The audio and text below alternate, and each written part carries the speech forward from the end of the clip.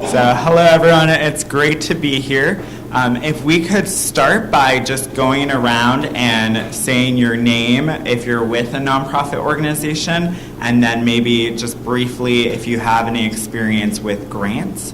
And then, so Lucky in the front, whoever wants to start first, and then I'll do a brief introduction of myself, and then we'll dive into the program. So we do have a lot to cover. If I'm speaking too fast, feel free to interrupt me. I will slow down. And then for very specific questions, feel free to find me at the end, or you can email me as well.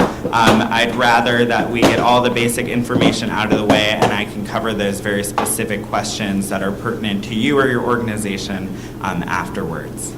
So I don't know who wants to start. I'm going to take it away. It sounds like a lot of great organizations and people in the room. And I would encourage you afterwards to network with each other. I think these classes are great for that, and there's a lot of great synergy and collaboration, and you will find that foundations love the word collaboration. It is trending in philanthropy. And I'll briefly introduce myself. So I'm Brian Schultz with Foundation Center. I'm our community outreach manager for the Midwest, and we do have 5 locations in the United States. So if you could just raise your hand if you've heard of Foundation Center before. Okay, so some people. I call us a best kept secret here in the Midwest. We're trying to change that. We're headquartered in New York City with over 150 employees. That's where the bulk of our research and information comes from. And I might tease the database at the end of this presentation before proposal writing just for a few minutes to show you what it is and that you can come here and access it. And then if you want to sign up for the wait list of that class as well. And then we have 4 other locations. So we're in Washington, D.C., Atlanta, Georgia, San Francisco, and then Cleveland. And people always say, why Cleveland? I say, why not? But Cleveland is a ranked city in philanthropy. And when I talk about philanthropy, a lot of what I'm saying and when I reference foundations is about the United States. So that idea of foundations was born here in the United States, and Cleveland has the world's oldest community foundation, which is the Cleveland Foundation. It's still one of the largest via assets in the United States and the world, and they have around $2.2 billion in assets currently.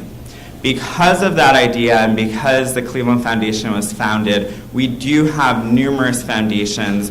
We have some here in Hudson. You can go walk down and see the Burton D. Morgan Foundation, along with numerous other foundations as well. And so there is a lot of great resources here. We also say Cleveland has a lot of nonprofits because of that philanthropy, but you'll also find in other Rust Belt cities that philanthropy as well. And then the growing version of philanthropy. So Silicon Valley now has the world's largest community foundation, and they sit at about $9.1 billion. And they give about $1 billion a year out, and they give throughout the world. So that's a little bit about Foundation Center. We were formed in the 1950s. We are an international organization, and we're actually formed by foundations to let people know what philanthropy is doing, to be transparent about it, and how you can access philanthropy. We still exist today because it's still a big question, and you'll find that with some of the information we go over. And again, this is just a brief overview. And then why am I here presenting to you today? Hopefully you get some information out of it, maybe a little bit of entertainment as well. I think I'm funny, but I'm probably not. But I oversee 13 states within our region of the Midwest, and so I do travel. Some of my niche background in philanthropy is social justice philanthropy and international human rights, but I have a little bit of information on everything. Also, family philanthropy, so family foundations, which you'll briefly see in this program, make up the most of philanthropy in the United States. And so in Cleveland, I work with a collaborative of about 25 family foundations. We go on joint site visits, which some of you would be very pleased with at your nonprofit. Some of you might be a little terrified. It's 25 foundations at once. And they do those joint site visits. They talk about information. Foundations are sharing more than ever now, so they also share information. They share grants. They talk about nonprofits they love, maybe some experiences they've had that they don't love. And so that is a great experience for me as well, and we talk about best practices going in both directions. Also on the funding side, I do work with United Way of Greater Cleveland. I'm on one of their volunteer committees for basic needs funding, and we oversee about $2.3 million in funding for that. And we've just been going through reading all of the proposals and voting on who will get funding for the next 3 years in that section. And so that's a very interesting experience as well. So that's a little bit of my background. I am happy to go through this information. If you have questions that I don't know or can't answer, I'll be very honest with you. I will also say that we have a lot of employees within Foundation and a national and international network. So if you have a question I can't answer, I will find someone in our network who can answer that, and I will connect you with them. The other thing I say before all of my programs is that everything I'm talking about is, in my opinion, it is based on best practices and knowledge and history, but because of Foundation Center's work, we work 50% with funders and 50% with nonprofits. So a lot of this is opinion-based. And what you'll find in philanthropy is if I say one thing, someone may have an example or a situation of the opposite. That happens. And that's just the reality of philanthropy. And so we will go through this and talk a little bit about that. And then feel free, if you do have questions, I'm not used to standing in one spot. I usually walk around, so bear with me while we go through this. And I will let you know for this portion of Introduction to Finding Grants, I will go through it fairly quickly so then we can focus on proposal writing. Usually these are both separately hour courses, but I'm kind of condensing it so that you can get the most out of this program. And so number one, you can't survive on grants alone. Most nonprofits do not just consist of one source of income, and so they don't just consist of grants. Again, some nonprofits do, but that is rare. And then this, we love to show this graph, so I'll spend a little bit of time on this graph. It's by Giving USA. So if you'd like to see more information, they study charitable giving in the United States every year. This graph is from 2016. They did just do an updated version of 2017. The good news is that there is more money than ever. 2017 was the best year in charitable giving in the United States. So the money has changed a little bit, but the percentages are actually around the same. So if we look at the graph, you will see something that really sticks out to people. 71% of this pie in charitable giving is made up of individuals. And that is individuals like you and me. It's not Bill Gates. There are wealthy givers, but Bill Gates has his own foundation, and many of those very wealthy individuals have their own foundations, and their money will fall into the foundation pie. So the individuals like you and me, the average household in America gives about $3,000 a year to charitable giving. And so you want to focus on individuals when we talk about this whole pie. Also, there are some wealthy individuals or individuals with a little more money that you can focus on as well. But a lot of organizations actually survive off of gifts of $5 to $50. And so that is something to think about. The Cleveland Food Bank is nationally renowned for that. They do a great job of that $5 to $20 donation. They have a great story to tell. They also have the staff behind it.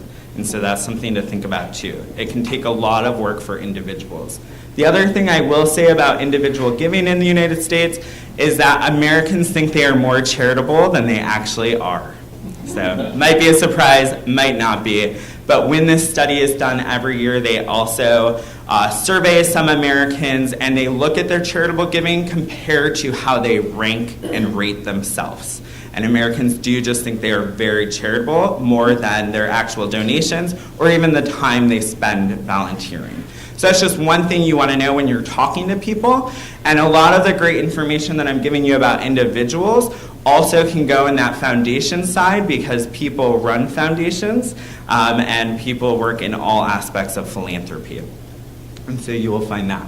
The last thing I'll say about individuals, because I find individual giving fascinating in America, is that Americans, as we now know, and probably most of the world, is very focused on imagery, on social media. Our attention spans are very short. And so when you do fundraising, images are great. They speak to people. We'll talk a little bit about that in proposal writing, that sometimes images work and sometimes they don't. And that is the basis of when you submit and how you submit a proposal. But we'll go through that when we get to proposal writing. The other thing is how you word things, and this is also important in your proposal. So for example, if I say $5 will feed a family of 4 for a week, or if I say for the cost of a latte, you could feed a family of 4 for a week. The average American is most likely to resonate with the cost of a latte because the money is more tangible and it's harder for us to part with that. But we all buy, most of us, if we like coffee, buy lattes, and that is much easier for us to think about, and we're more likely to open our wallets. And that has been studied for a very long time. So just something to think about in that aspect. But we show you this pie to really show you that yes, foundations and the other pieces, there is a lot of money out there, but the majority actually sits within individuals. And so it's something to think about. The last thing I'll say about this is we also think with Giving USA, they study this through 990s and IRS and all of that. So there could be, we think there's billions more out there that is actually given. It's just hard to track. So that's something to take into account. So if we do look at the foundation pie, and Foundation Center focuses on foundations, that sits at about 16%. And so in 2016, it was $58.5 billion. As I said, it's gone up a few $billion. Last year actually was the year that had the largest gifts by foundations. So foundations were giving 10 million, 10 billion in different iterations. So the largest grants were actually given last year via gift size. So 16% of this pie is foundations, and there's a large amount of money. You'll also hear that it is competitive to access some of this money, and we'll talk about that in a little bit as well. 8% is bequests. So a bequest is when someone leaves some of their estate or whatever monetary gifts you want to think of at the end of their life. The reason this is growing is because nonprofits are getting better at asking for bequests. The thing that you have to know about bequests is that it doesn't just happen overnight. This can be a relationship that lasts for decades.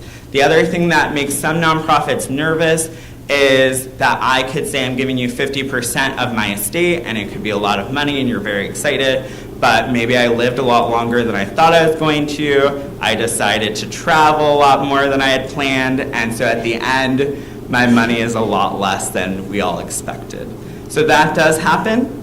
Another reason this is growing is people are getting better at describing the ways you can give. So a young person can actually start giving a bequest at any point in their life. You can leave stock dividends. Community foundations are really good at that, so if you're interested in that conversation, you could actually reach out to your local community foundation. And then I'll move on with corporations. So corporations sit at 5%. The confusing nature of this pie is that if you are a corporate foundation, you sit within the foundation section, the 16%. Everything else, and if you're a charitable giving program of a corporation, you sit within the 5%. So for example, we'll take Sherwin-Williams Foundation. Their foundation would sit within the foundation pie.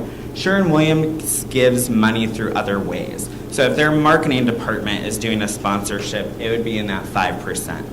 If they're in-kinding paint, which they do a lot of, and that's not through the foundation, it would be in that 5%.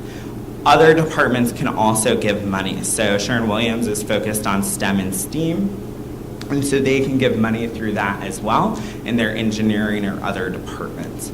So within a corporation, the great thing that people think about is you can access numerous streams of revenue in 1 year from a corporation. However, getting into a corporation can be difficult. You have to find the right person, you have to have those emails, and you really have to fit their focus. Some corporations have very limited focuses, and some just say they give to everything if it's in their community. So that's something to think about.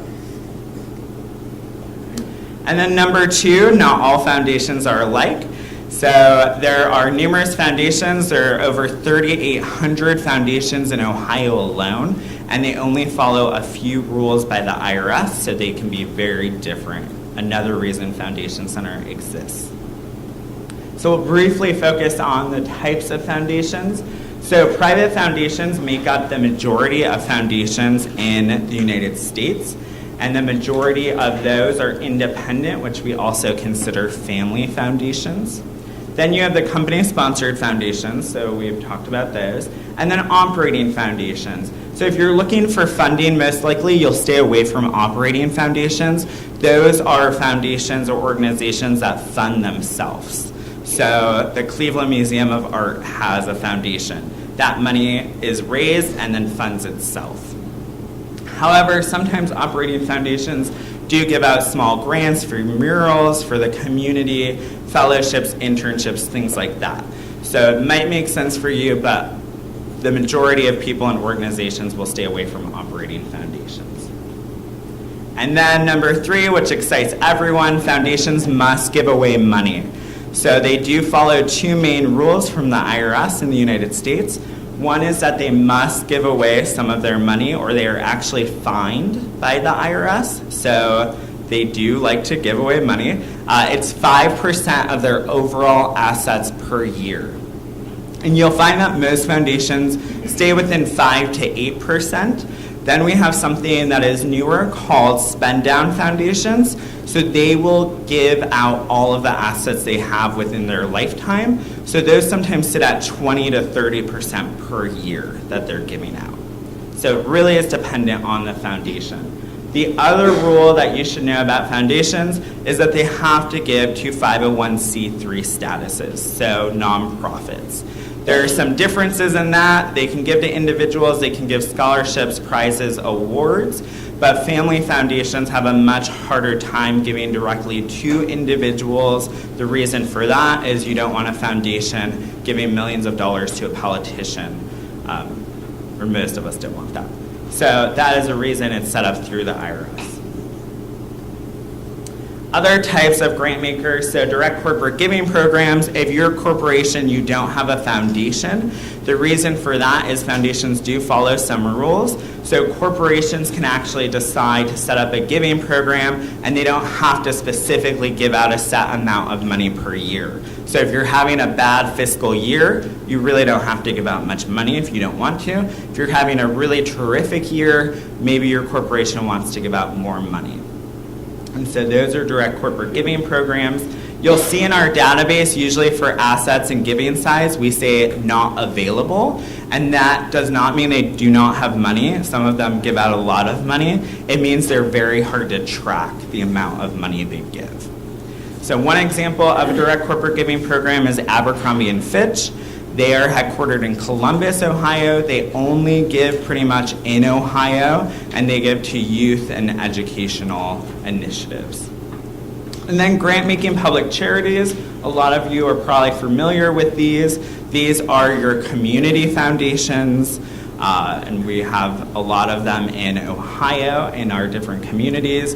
These are also foundations who are raising money and then give it out. So when you think of kind of healthcare foundations, Komen comes to mind, and different foundations of that nature. So they raise money and then give it out. The difference between private foundations is they will never raise money. They do not fundraise. Their money is an endowment that is usually given by family members, and then that money increases through the stocks and through stock dividends and investments.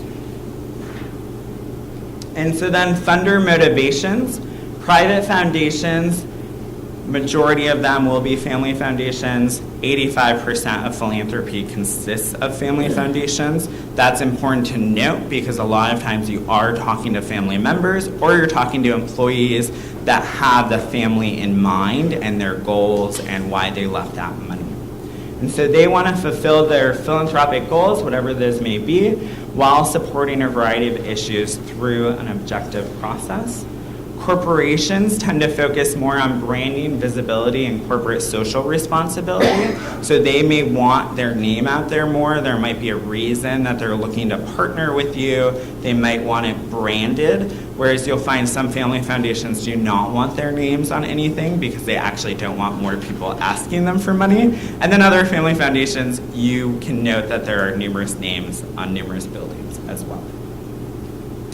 And then grant-making public charities, I apologize that it's a little blending together. They typically want to make an impact in a designated community or region, and they usually have a specific focus.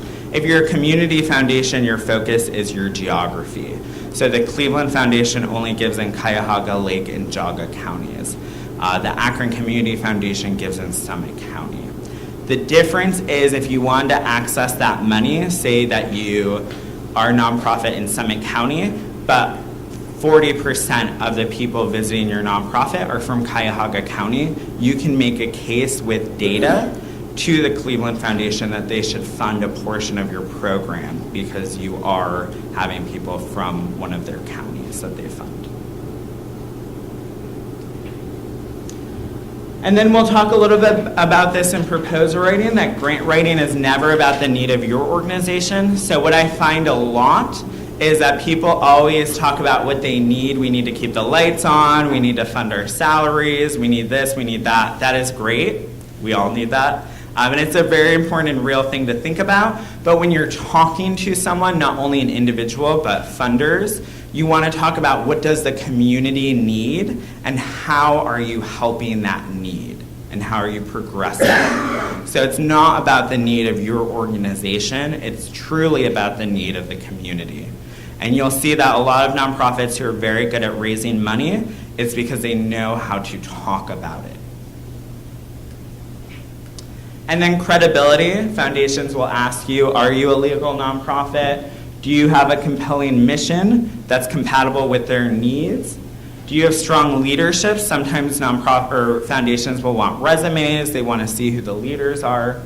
Do you provide high-quality programs that meet a need in your community? Are there others that are doing the same work? Are they better at it? That's a question. Do you have a strong organizational and financial infrastructure? So in this class with proposal writing, I will not focus on the budget, but I will be back and we will talk about the budget in depth. And the budget can be a very difficult thing for people to write, but really when you look at a budget, I should be able to look at a budget without looking at your proposal and know what you're trying to fund. It should tell me in numbers, it should tell the story of your organization or your program that you're trying to fund. Some funders look at the budget first.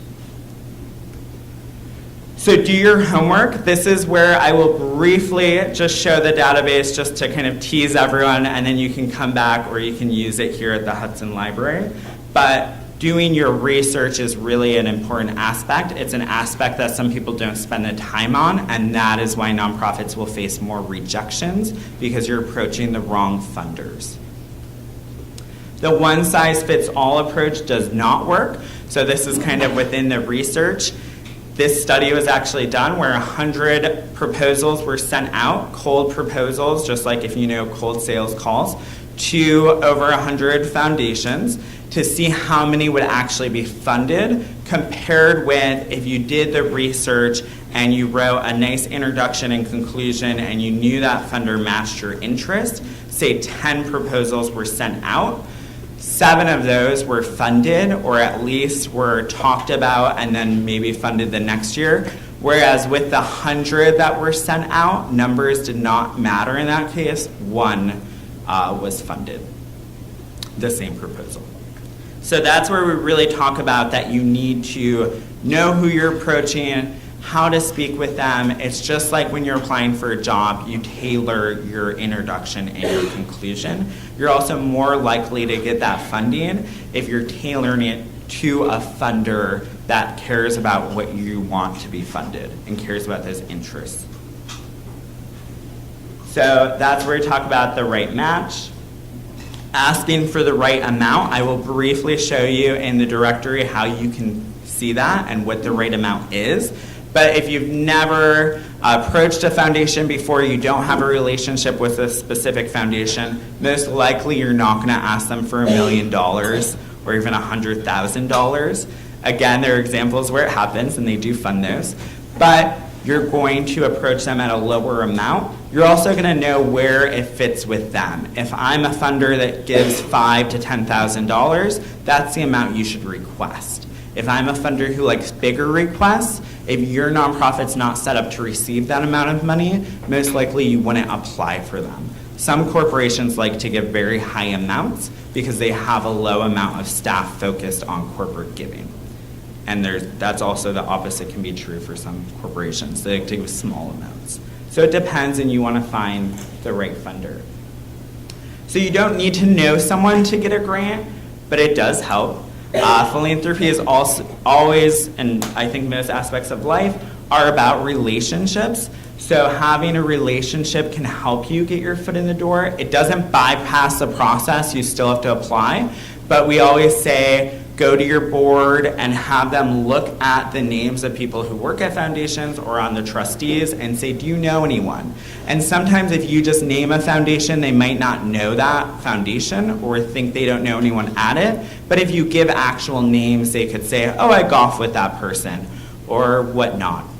So, and then they can make that connection. It would just be a phone call or a letter that says, hey, I'm on a board of this organization. They do great work. This is why I'm on the board. We will be reaching out to you soon to apply for funding. It does not bypass the process. Foundations are trying to be very transparent, and if you try and bypass their process, it doesn't work out well for anyone. And then again, the proposal is typically not the first thing a foundation wants. So I always say if there's a phone number, and specifically if they do not, some foundations say do not call, so don't call them. But if they do not say do not call and there is a phone number, you can pick up the phone, you can have a brief conversation. It should not be a monologue. It should not last for 30 minutes unless they want it to. It should really be a few minutes. You're introducing yourself, your organization, why you think there's a connection, so you're showing you've done that research. That's where you can also ask, do you like what I'm talking about? Do you like my program? And they might say yes. And they might say, no, it doesn't fit with what we fund. Please do not apply. So you've saved yourself the time of writing an actual proposal. You can also ask, how much do you think we should apply for? What is the average grant amount? Sometimes they'll have that conversation with you. Sometimes they won't. Or they'll tell you to look on their website. So also people say, should I just call and ask basic questions just to talk to someone? No. If it's on their website or it's very clear, do not ask questions that you could find via that way. It can be an introduction and leave it at that. You don't want people to think that you don't care and you didn't do any work and you're just asking what they might think are stupid questions. But that's great to have the relationship. We'll also talk about in proposal writing that it is, you are building a relationship, so even if someone tells you no, there are things that you should do to follow up. There should always be the thank you. There should be where you can send them information. You're building a relationship with them. So our key takeaways, we've gone through this. I'll briefly show you the database, and I went through this fairly quickly, but if you have questions, feel free to ask. And then I will dive into proposal writing.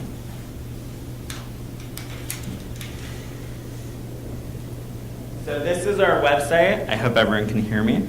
This is Foundation Center's website, so if you want to go on this website, we have a lot of information. You can fall down a rabbit hole in here, but this website is free and accessible from anywhere. Another great resource is Grantspace.org. This is a website of Foundation Center. This is our foremost website for nonprofit professionals, and so you can find a lot of information here. In our tools, you can find sample documents of proposals, of budgets. Some of them are local. We have winning examples from the Burton D. Morgan Foundation and others because we are in this area. You can also see what other trainings we offer. A majority of these trainings are free, and you can find recorded trainings, you can find e-learning, so where you're just working on your own, and then you can find opportunities for live in-person trainings. We try and cater to everyone's learning needs. Another thing I'd like to show is once I briefly show the database, you can go to the Find Us and type in a zip code. And so this library has a database where you can access it for free, along with over 400 locations in the United States. We have over 29 in Northeast Ohio. That's a very large amount. But if you have a friend in somewhere else in another state and you say, hey, I found this great resource, they can find the resources as well. If you try and access the database from home or for work, it is fee-based. It's one way Foundation Center can still operate. We do charge a fee, but we have over 400 locations that you can access the database completely for free. The last thing I'll talk about is the Chat Now feature. So from the hours of 10 to 4, Monday through Friday, that Chat Now feature is live, and you can click on it and you'll be chatting with a real person. That's a free resource. It'll be one of our librarians at one of our centers in the United States. These hours may expand soon, but to be determined. And so you can chat, you can talk. When that's not available, you can go above to the Ask Us and send an email. We will respond within 2 business days. So another great way. I will say, though, if you look through this and you go to Tools, you'll find the 100 Most Asked Questions. So you might want to look there before you do the chat feature, because we've already answered 100 of the most asked questions we get. And you can still ask that question in the chat feature, but they'll probably send you the exact information that's in that. So another great resource, something to look at. We also offer a majority of this information in Spanish, so something to be aware of. And the last thing I'll say about this website, it might look a little dated to you. We're living our best life in the 90s and early 2000s here, but it will be refreshed within the next few months, and it will be very visually pleasing and give you the best information as well. And then we'll see if my database loads here, and it is. So this is Foundation Directory Online Professional, which you can come back and get a training for, or you can use after this class as well. This database has over 140,000 funders on it. It is one of the most comprehensive funding databases in the world.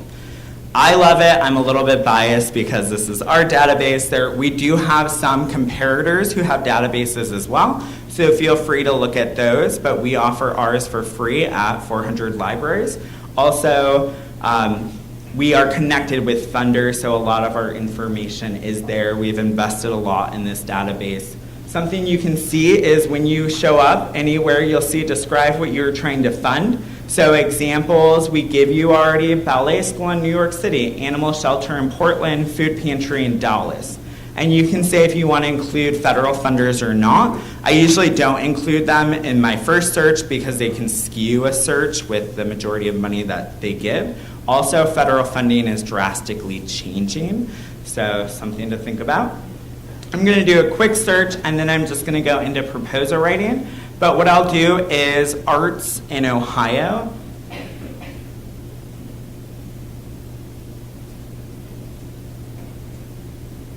So I'm just typing in arts in Ohio, doing my search, and we'll see what comes up. So if we go to the top, it gives you what it has created. So we use terms art education, art museums, visual arts, Ohio, the United States. You can also look counties, you can look at cities, you can get very specific with your searches. One thing I'll do, you can see it gives me over 1,000 grant makers. That's because arts, education, and health are the biggest funded things in philanthropy. I will exit out of art museums. There are a lot of foundations who will give to art museums, but they don't give to the arts. Art museums and the arts can be two different things. And so now we see that it's giving me 679 grant makers. I can also look, again, very specifically at where I am. But when I do the search for Ohio, it's going to give us foundations that are not in Ohio as well, but they fund in Ohio. So that's something that this database can show you other funders you might not know about. I also always say do not be scared of national funders. A lot of people are. It doesn't mean you have to approach the Target Foundation or the Walmart Foundation or the Ford Foundation, which are some of the biggest in the world. But it does mean that there are other opportunities out there of national foundations. National means that they fund in all 50 states. That might be smaller and might love what you're doing. Or if you're more niche, like you're doing documentaries or public access, public foundations are going to be a great way and thing to look at. So it shows us the grant makers, it shows us the grants. These grants you can see 2017, a lot of them we have from December. We have all of the grants that were recently given. We spent a lot of money on artificial intelligence, and so we're getting those grants in real time. We also have the recipients, so you can look at nonprofits and you can look at your comparators and see where they're getting funding. You can also click on the grants and it will show you information of that grant. 990s, we won't get into it today, but you really don't have to look at them if you're using this database, but we have them available. And then briefly, I'll just click on, so I will click on the George Gunn Foundation, which is the largest family foundation in Ohio. And all of the profiles look the same. So we give you the website if they have one. 60% of the foundations on this database do not have websites, so something to think about. What is being funded, so you can see in the last 5 years, you can see where the money is going. You can hover it over the states, and you can click on them as well if you just want to focus on that specific state. So you can see that George Gunn Foundation in the last 5 years gave $71 million to Ohio. So obviously they care about Ohio, they're giving there. This is great to look at corporate funders and see where the majority of their money is going. So is it a good idea to approach them? How big are the grants? You can see they give a very wide amount of grants and funding, but we show you here the most common grant amount is $10,000. Doesn't mean you can't apply for more or apply for less, but out of the last 5 years, that's their most common gift amount is $5,000. Then we show you the grants. It's also important to note that for whatever search you're doing, we're only showing you grants for what your search was in, so the arts, that topic. So if you're looking at education, it's going to show you the grants they gave in education, and it will show you the amounts and things like that. So the most common grant amount is also if you're looking at the arts. So something to note, that's where I'm going to end with this database. I will say it's a really fantastic and terrific resource.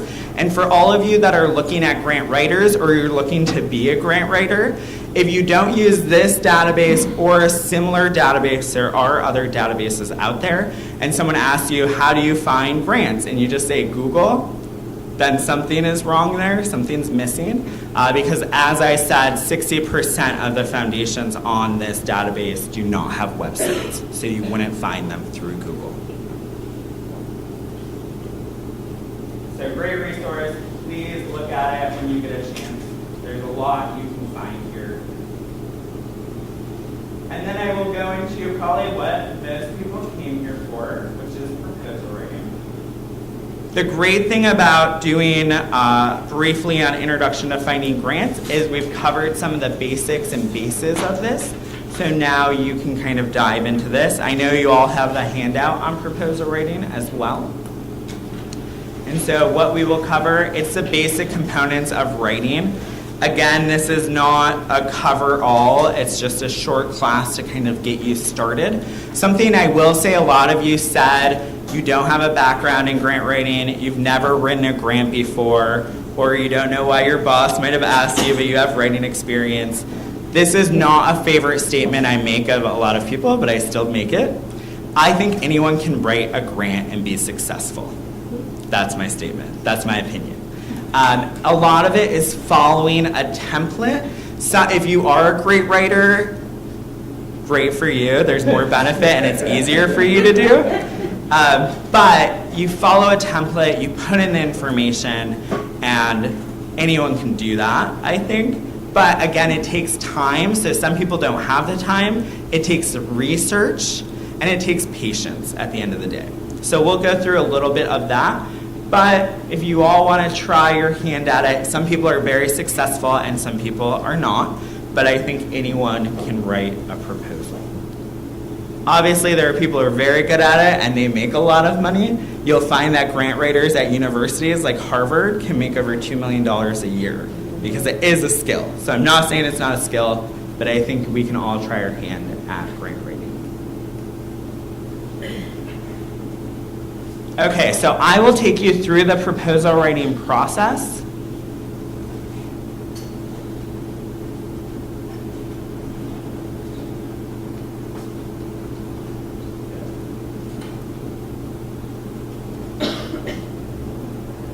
Okay, so it's not showing on my slide. Obviously, my technology is failing me.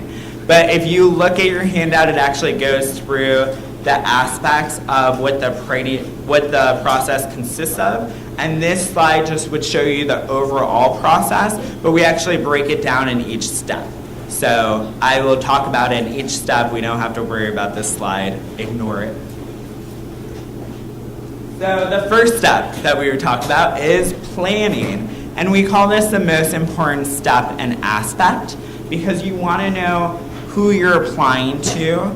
How much money do you need? I've read numerous proposals where at the end of it, I don't know what the ask is for, and I don't actually know what the nonprofit wants to do.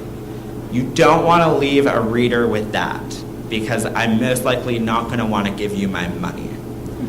It's the same in a conversation. If you can write a proposal, the other important aspect is you're going to events like this, maybe you're going to cocktail hours, you're going to other things. You should have an elevator speech of 30 seconds to a minute.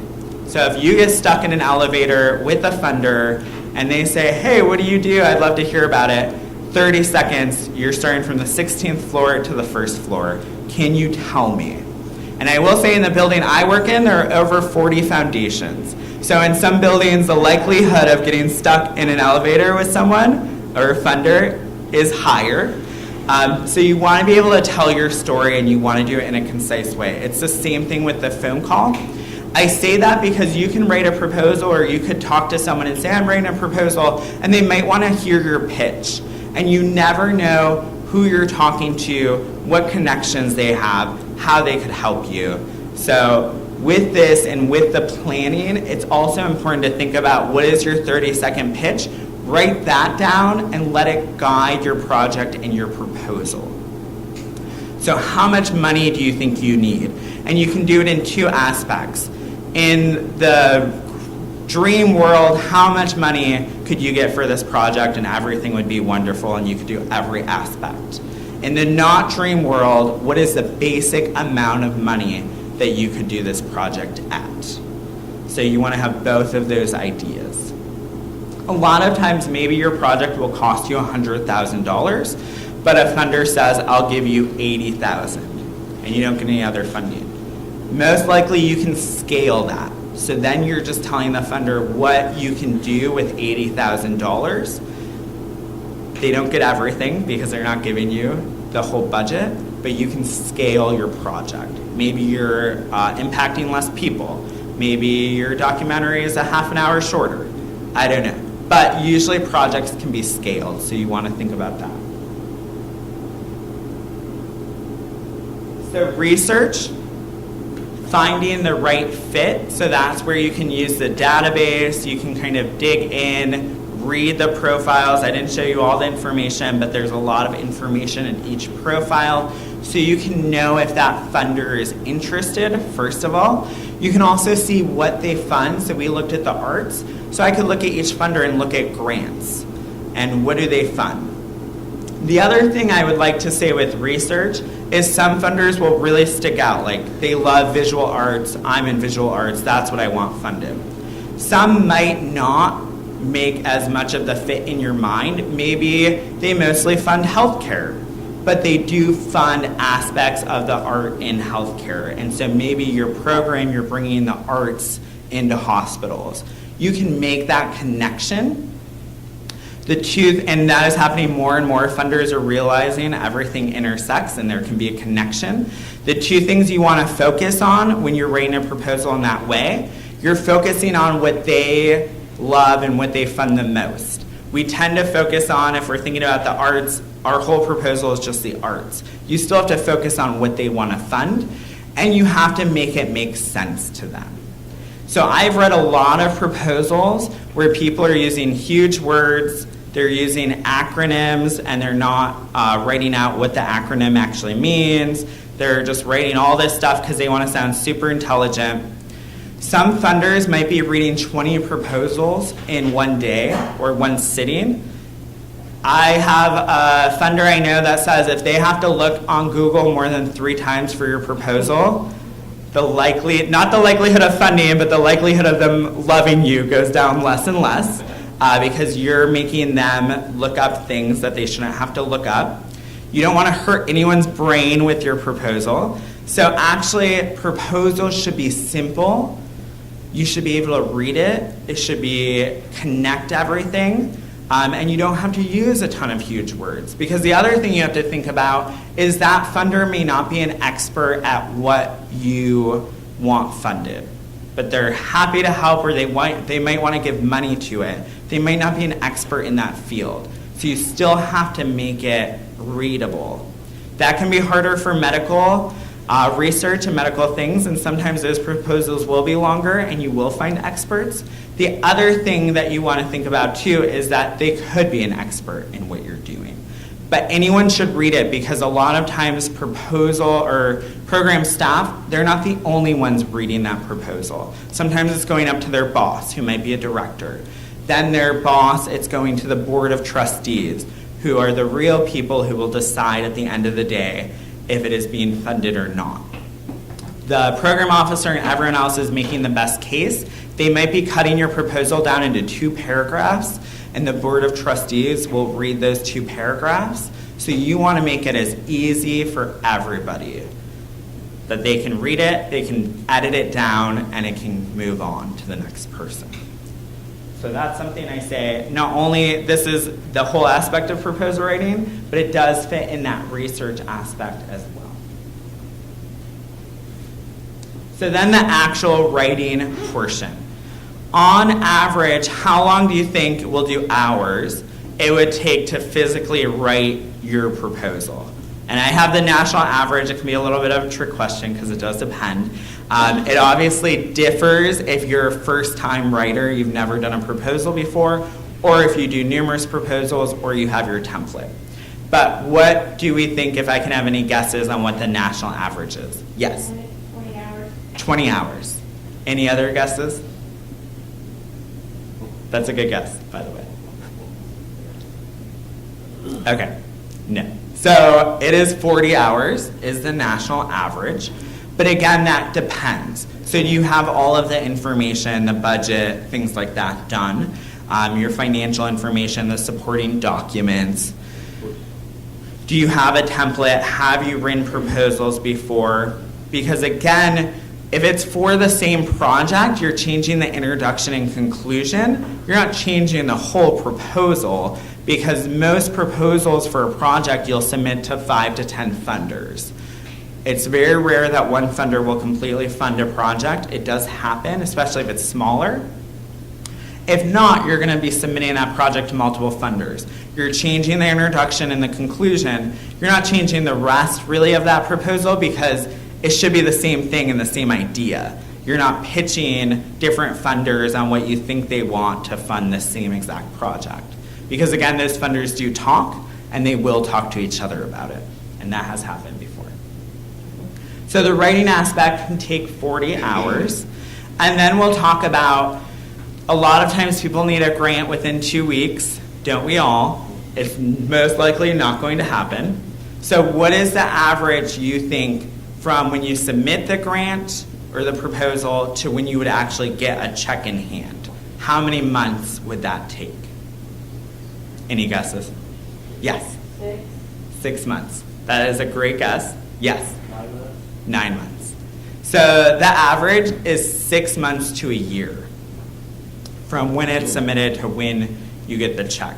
It can vary for a lot of different foundations because the process varies in each foundation, what the internal process looks like. So do you submit an LOI, which is a letter of inquiry, usually 1 to 2 pages. And then a few months later, do they ask you to submit a full proposal?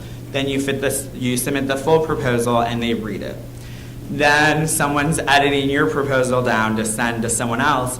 Then maybe maybe they have that edited down version for months, but the board only meets a few times a year. Maybe they come in from out of town.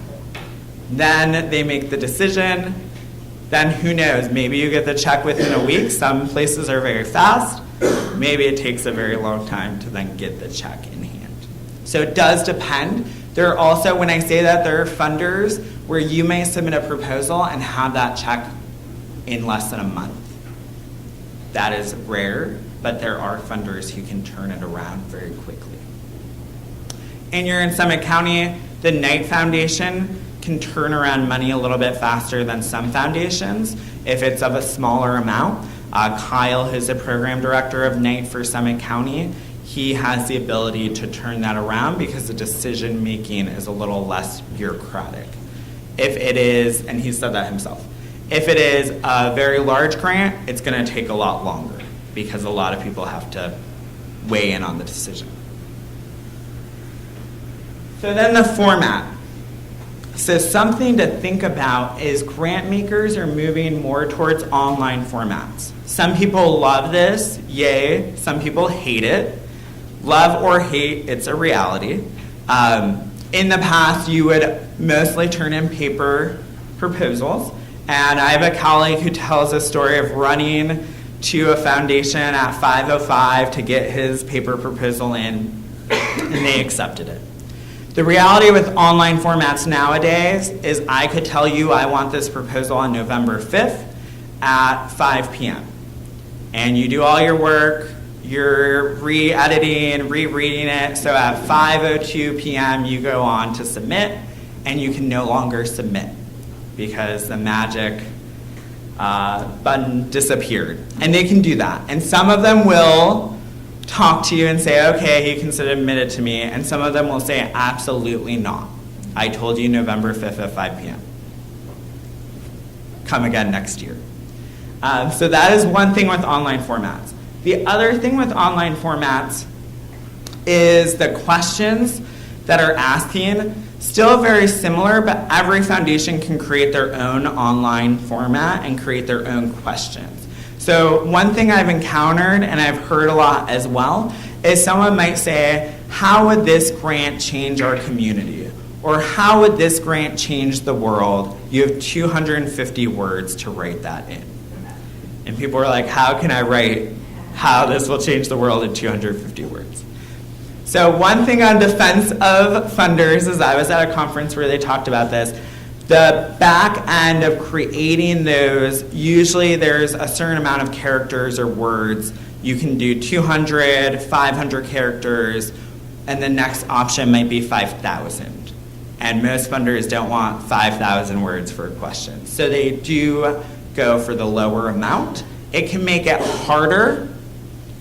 That's where I talk about where I think that proposal writing is kind of a game. So write as much as you want for a question or something, and then go back and delete. Which makes the most sense? Streamline what you're saying and what speaks out the most. So it's your 30-second stuck in the elevator.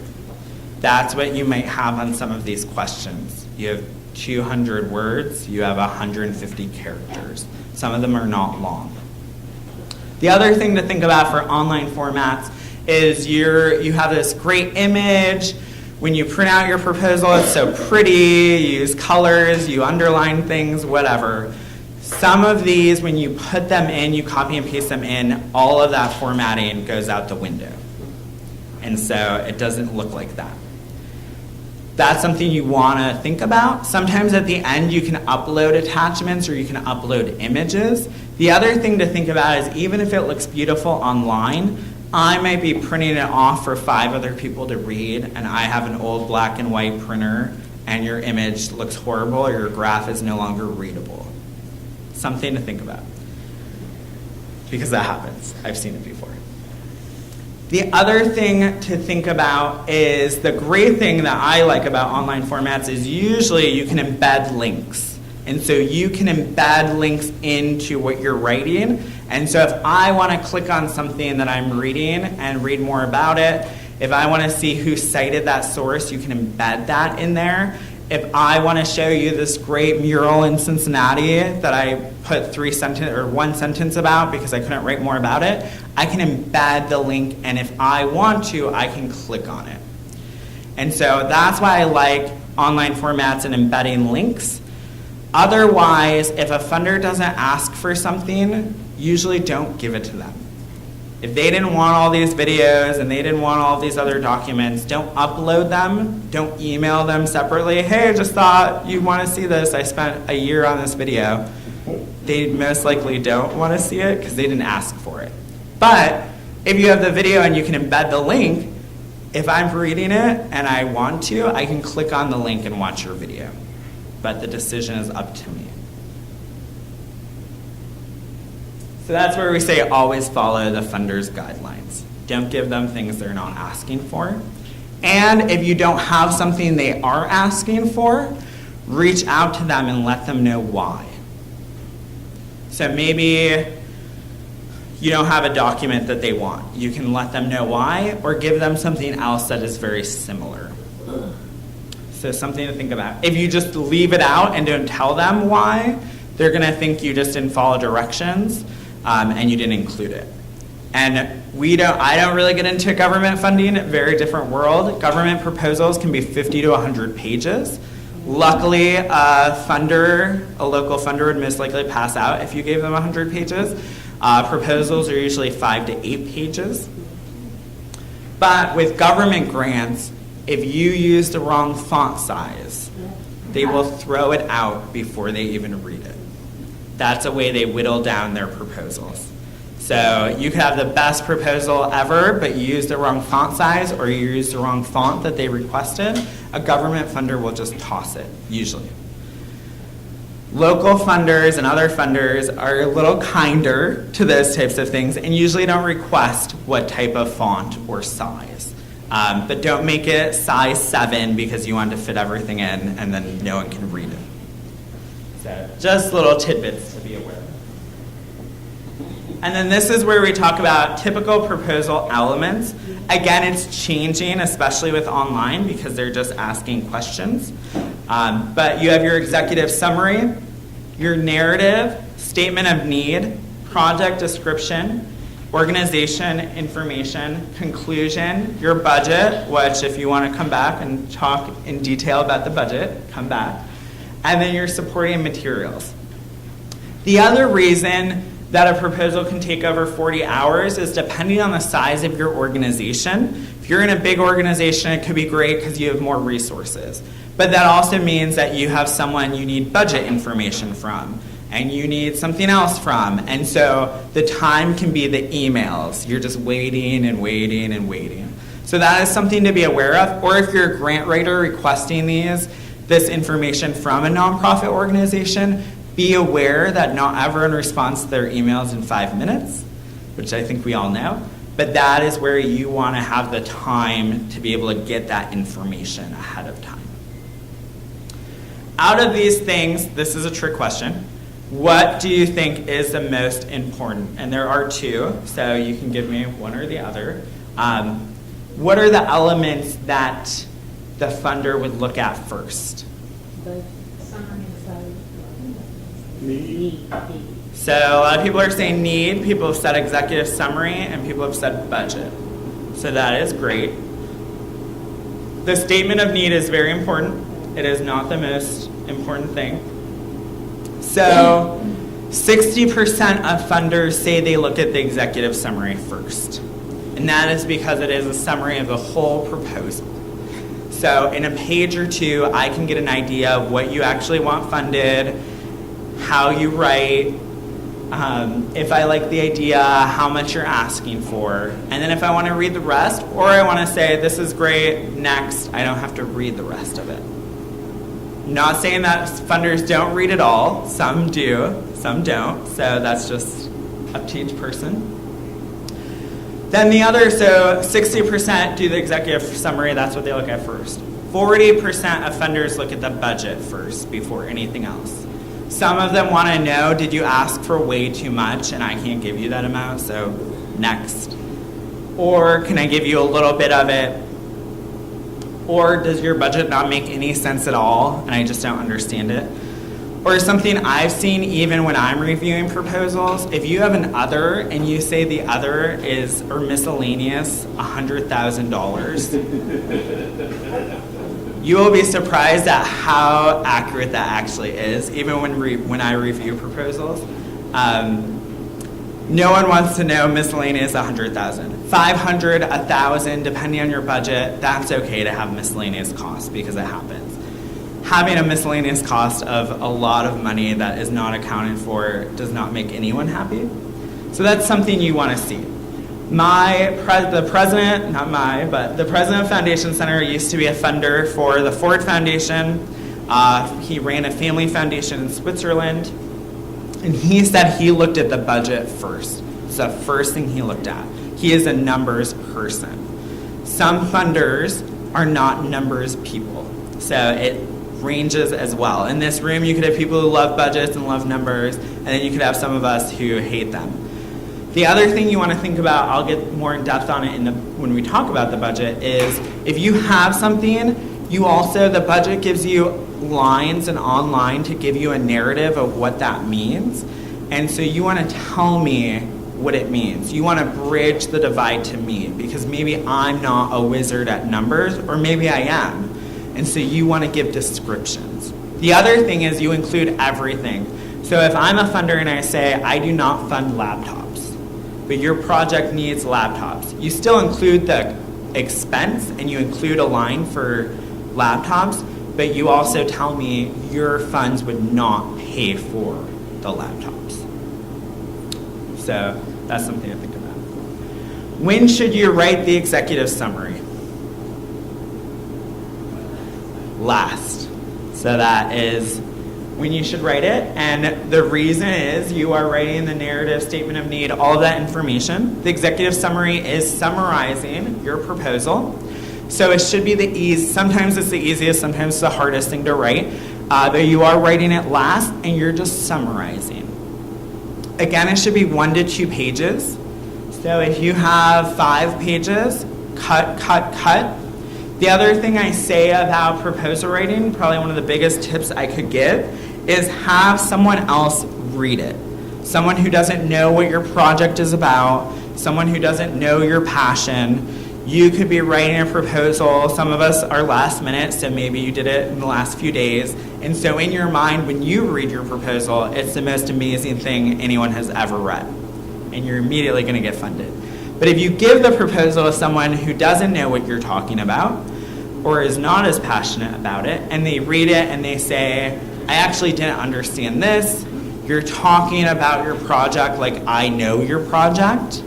And so that's why you should always have someone else read it. Not only for grammatical errors and whatnot, but also for the basics and what you're trying to describe. Because at the end of the day, some of these funders are going to have no idea what you're talking about. So you want someone to read it who has no idea what you're talking about. And then they can give you pointers. The last thing I'll say about the proposal elements is creative writing. So all of you writers, creative writing has become more popular in proposal writing. It does not mean that your whole proposal is a creative writing essay. So you can have that hook sentence right away to catch the reader. It can be a story. It can be a statistic. You can have some flowery language in your proposal and sometimes in the introduction. The whole thing is not that, though. Because at the end of the day, if you hook me with a great story, and it can be about your organization, it could be about a child you impacted, it could be about how someone feels when they watch a documentary, when they see a mural. And I could be like, ooh, that really hit me. I want to read the rest of it. If then you give me no statistics, no real information, there's nothing to ground it in. So what I say is grab the reader's heart and then also put the brain in there. So use the mind. So you want to have some real data that backs up what you're saying.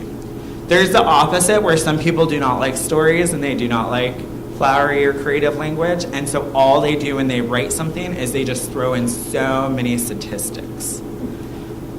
Not all of us love statistics, but statistics are important. But if you put in too many, I've read paragraphs of proposals with just statistics. You've lost me halfway through the first paragraph if it's all statistics. Also, you don't want to make a problem seem so big and so horrible, because you're like, I'm going to get funding, I'm going to make this problem just woo. And some problems are big and horrible and really impacting. But if I'm only giving you $10,000 and you make me feel like this problem is hopeless, then I'm going to question what my $10,000 would do to impact that problem. So there's a fine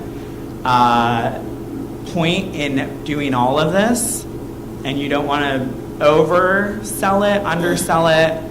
Just be honest and write in your information, but you can have the story, you can have the statistics, and make sure everything else is included. So funders want to know, what specific need are you addressing? Make sure it fits the size and scale of your solution. So as a funder, I would love if you told me that with $10,000, you're going to eliminate poverty in your community in the next 2 years. I'm also going to ask you how you're going to do that, because I would give you $10,000 in a heartbeat. So you want to make sure that with the amount of money you're asking for and with the size and scale of the problem, that it all fits within each other. And some of this is where you're kind of guessing too, but don't make a guess that no one could think is realistic. What is the impact you're trying to have and trying to achieve? So your outcomes must be measurable. Sometimes this scares people, but it really depends on the project. Maybe you're working with kids for a summer and you're saying their literacy skills are going to increase by the end. You could do that by having them take a survey or a test in the beginning of the summer and then at the end of the summer, and you can actually show that increase. You could also, some programs do journaling if we're talking about emotions and empathy, and you're having someone journal throughout the summer. However you say it's going to be measured, make sure that you actually measure it. And this is at bigger organizations too. If you have, or you have a grant writer and they put in all this information, the funder is going to love it, but you don't do that, then it all fails at the end because the funder will not be happy about it. And we want to build a relationship for a long time. So there's numerous stories on this where a funder said, I would love for these kids to journal. I'll send you boxes of journals. The program staff didn't know why boxes of journals showed up that summer, and they didn't open a single journal at the end. And the funder asked, where are the journals? I want to see them. They did get funded again, but you can bet that the funder called and wanted to see examples of the journal writing every week. So what are your strategies for making it happen? You can have the best idea, but if you don't have a plan on making it happen, then I might not want to fund it. So what does that specific action plan look like? And so think of your proposal as an organizing plan. If it's funded at the end, you've already written a whole guide map of what you're doing, how you're going to get there, how it's going to be funded. So if you just write a proposal, you get the funding, and then you throw out the proposal, you never look at it again, it's kind of a waste because you've already done the organizing plan. Your proposal is an organizing plan. How do you know if you're successful? So how are you measuring the work? Some programs, if they're really successful, funders might want to replicate them, and sometimes they'll want to replicate them nationally. It's how we get some of these national programs or nonprofits that we have. So why are you the best organization to do this work? Again, getting funding can be competitive. There are a lot of nonprofits, especially in Northeast Ohio, which can be a blessing and a curse for people. So how are you and why are you the best organization to do the work? It does not mean that you say, this so-and-so organization is the worst, I think they're terrible, blah, blah, blah. You can say why you're the best without disparaging someone else. You don't know if that funder has a personal relationship with them. You don't know if they fund them, so you don't want to disparage a nonprofit in that way. Sometimes organizations are the best to do the work because they're the only game in town. And so maybe that's why you're starting your nonprofit or you're getting into what you're doing. And you can have that discussion. We think there is only one model or a nonprofit's only using this one way to do it, and we think we could impact the work differently. How will the project sustain itself in the long run? A favorite question is, if I didn't give you money or I stopped funding you, how will your project sustain itself? Sometimes the real answer is it wouldn't. That can be a real answer. It really depends. Some projects and some nonprofits can sustain themselves, and some cannot because of the work they do or the social good they do. So if they lose a grant, maybe that program's gone. Or you can look to other funders. So you want to think about it and have an answer, but also don't make things up if you know it's just not true. So conclusion, you want to tailor your conclusion to speak to this particular funder, especially with the online format. Some online formats do not allow you to copy and paste. Those aren't my favorite, but some of them do not. But if you are copy and pasting, making sure that you reread your introduction and your conclusion so you didn't accidentally leave in a different foundation's name. I've seen that a lot. So those little mistakes can have really big impacts when someone's reading that, and so you want to make sure that you're not only tailoring it, but you're rereading it to make sure you didn't do some of those simple mistakes. And then executive summary, how do you reduce everything? Edit, cut. I think streamlining is the best. I enjoy that. So if you don't enjoy doing that, find someone who does and let them cut your proposal down to an executive summary. Supporting materials, so again, follow the funder's guidelines, give them everything they want, explain why if something's not there, and for anything else, don't give it to them unless they want it. And then again, the follow-up, so if it's a yes, have a moment of glee, keep the funder informed, be responsive, do what you said you were going to do. If something happens and you can't use all of their money, or, for example, you said you needed $3,000 to fund space, someone loved your project and they're in-kinding the space to you, so now you have $3,000, don't just use it without contacting the funder, but contact the funder, say, sell it to them, like this person really loved, or organization loved what I was doing, they're giving us the space for free. We now have that $3,000 in the budget. I have these great ideas we can use it for. So have ideas of how you can use it. Most likely the funder is going to want you to use it. They might ask for it back.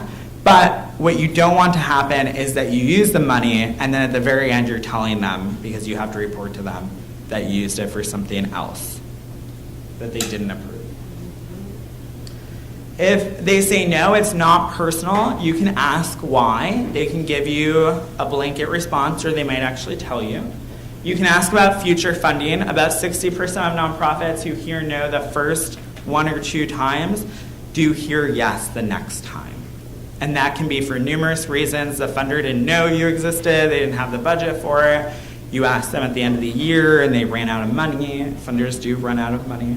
And then move on and seek other prospects. It's not personal. My coworker who used to be a funder got a call on Thanksgiving Day and got yelled at for 10 minutes about not funding something. So you never want to get to that level. You can be frustrated and it happens, but don't take it out on the person. And then our key takeaways, all of the information we went through. You can see our resources. Again, I did this in a pretty quick format, so I hope you got something out of it. There's 5 minutes left. So if you do have any questions, this is the time to ask them. I will also stay after, so if you have very specific questions for your organization or specific questions on resources, I'm happy to have those conversations. I did not really bring business cards. I apologize. They were taken at the last event I was at. But my email is B, as in Brian, S. So BSS at foundationcenter.org. And you can also go on our website and you can find my bio and my email. It's easily accessible there as well. Feel free to email me. You'll also find my work phone number. I'm much more responsive via email, and I will be traveling in the next few weeks for work. So feel free to do either if you like the phone better, but I am more responsive over email. If you have a question or you want to be directed somewhere, email me. I am happy to respond and do that for you. So thank you, everyone. If you have questions, feel free to ask. If not, and make sure you come back to the Foundation directory. Get on that wait list if you really want to see how to use it. And if you're really fascinated about budgeting, come back to our budget class. That's all we'll focus on, numbers, and it'll be an awesome time. Thank you. We can stay a little bit beyond 11:30, so just feel free.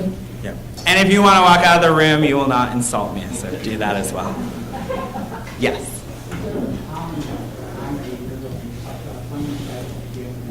That's a great question. So the question was, is there a common time of the year when the funding cycles begin and end? So that really varies on foundations. A lot of family foundations have 4 cycles, and you will see that online and it will tell you when to apply. Some have 2. Some community foundations and some foundations have open rolling processes, so you can apply at any time in the year. And so that's just something to note, but it is really dependent on the foundation. The other thing to note for some funders, so one foundation in particular does this. They have 4 funding cycles, but one is for education, one is for the arts, one is for health. So you have to make sure you're fitting within that cycle. They do that because they've said, well, if you gave me something for health and in the arts are just as important, but in that moment I'd probably fund the health initiative. So that's why they have their separate ones. So really it's just looking and sometimes starting right now and seeing, oh, I missed this, but next year I should make sure that I get on this. So great question, but it varies a lot. Yes? The libraries in Columbus, there are. So off the top of my head, the Westerville Library has the database.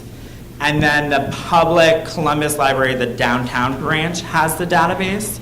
But you could also type in the zip code on Grantspace.org and it will tell you all the ones closest. But those are the 2 off the top of my head. Any other questions? Yes? I found that doing some grant writing that the funders reluctant to find administrative costs. Yeah. So great question. A funder might be reluctant to fund administrative costs. So one thing we're seeing, and it might be a slow trend to happen in Ohio, but it is happening, is that like the Ford Foundation, one of the world's largest funders, is when they give a grant, they're now also giving 40% of that grant will go to organizational costs. So whatever the organization thinks that means to them. We're seeing that trickle down. It still does not mean that every funder wants to see operating or get a request for an operating grant. What it does mean is when you're building a project, you are building in staff time, you are building in overhead, and we will talk all about that in detail in the budget. Sometimes what I find is people aren't building those in or the correct percentages. Also so I've been to other places where someone says, well, my organization pays for my staff time, so I'm not putting that into this proposal. Well, someone's paying for the staff time. So if it is based on that project, you can ask a funder for it. So operating budgets are different than proposal project budgets, because a project budget, you can only include the staff working on that project. But sometimes that means the executive director is spending 5% of their time, 5% of their salary should be built in. So sometimes the question is, not all funders love to fund it, that's just a blanket statement. But sometimes people are not putting it in the correct way, and that is why it's not getting funded. A lot of it is about wording and how you're showing it. So that's a good question. Any other questions? No question's a bad question. Yes? Any particular templates that are best for grant writing? Or you just look at one?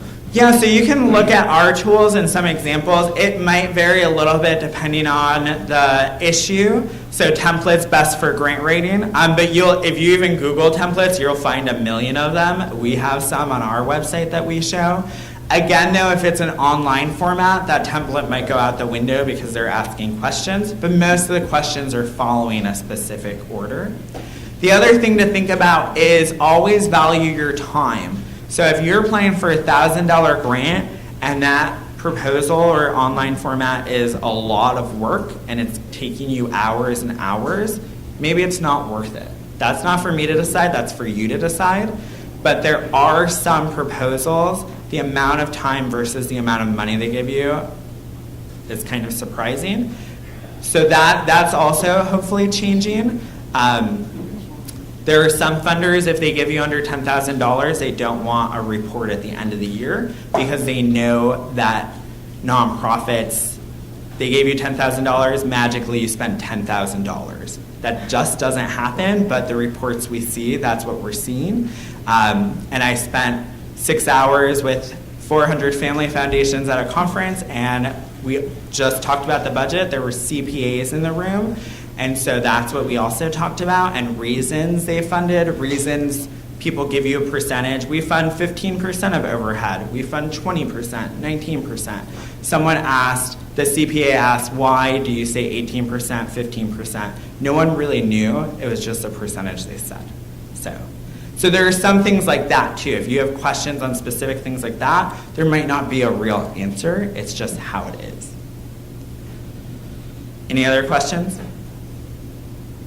And then I would all encourage you to really play around with the websites. We actually host a lot of websites, so if you're interested in the arts, there are things on philanthropy and the arts. If you're interested in sustainable development goals, we're actually a prime partner with the United Nations on that. International funding, local funding, so there's all these different things. You can spend a lot of time on these websites, so I encourage you to look around. And then if you have questions, feel free to email me or ask me after. One more question. I'm sorry. No, go for it. Did you say that the website, there is a fee if you do not use it through the library? Yeah, so for like foundationcenter.org and Grantspace, those are websites that are free and accessible anywhere. We have numerous websites. We love websites, so we have about 8 main websites, so you can play with those and they're free. All of the databases, however, you have to be in one of the 400 public libraries or in our space. If you want to use it at work or home, it is a fee, and it varies based on month or year. One thing I will say for a lot of, not selling you on it, but for a lot of people, you can go to a library once a month, or you can spend 20 minutes and get the information instead of paying a large fee per month. You can email yourself 25 of the profiles at a time. So, and they send to you in a PDF, you're getting all of that information.